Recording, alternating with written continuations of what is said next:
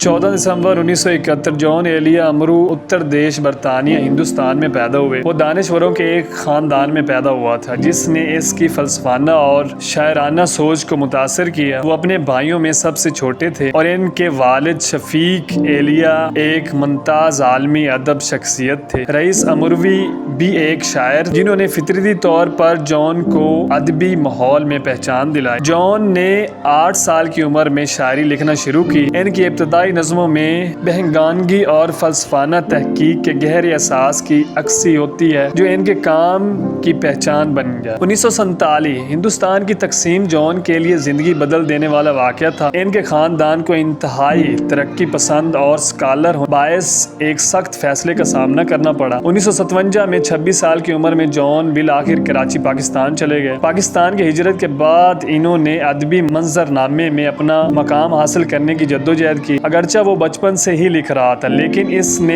पेचीदा मौज़ूआत बागाना अंदाज और गहरे जज्बाती लम्हे को फौरी तौर पर तस्लीम नहीं। 1970 की दहाई जॉन एलिया ने आस्ता आस्ता पाकिस्तान के अदबी हलकों में पहचान हासिल करना शुरू की। इनके गज़लें जो मुनफरिद फलसफाना अनासिर पर मुश्तमिल थी काराइन की नौजवान नस्ल में गूंजने लगी। तहम वो शायरी के लिए अपने गैर रिवायती अंदाज की वजह से कई सालों तक निस्बत गैर वाज़िया रहे। 1991 जॉन एलिया ने 60 साल की उम्र में अपना पहला शायरी मजमूआ शाया किया। अपने कैरियर में देर से गुजरने के बावजूद मजमूआ बेहद मकबूल हुआ और एक बड़े शायर के तौर पर इनकी पहचान में एक अहम मोड़ साबित हुआ। इनकी शायरी में गहरी फिक्र और जाती दर्द को मिलाया गया। 2003 इनका दूसरा शायरी मजमूआ यानी बाद अज मर्ग शाया हुआ। इसके बाद कई दूसरे मजमूए शाया हुए जिन्होंने अपने वक्त के एक इनकलाबी शायर के तौर पर इनकी हैसियत को मजीद बुलंद किया। जॉन एलिया की जिंदगी जाती इंतशार और जज्बाती जद्दोजहद से अबूर थी। इनकी शायरी अक्सर मोहब्बत व जज्बात माशरे के साथ इनकी अंदरूनी लड़ाई की अक्सी करती थी। 1970 और 1980 की दहाई में जॉन को माली मुश्किलात का सामना करना पड़ा और शराब की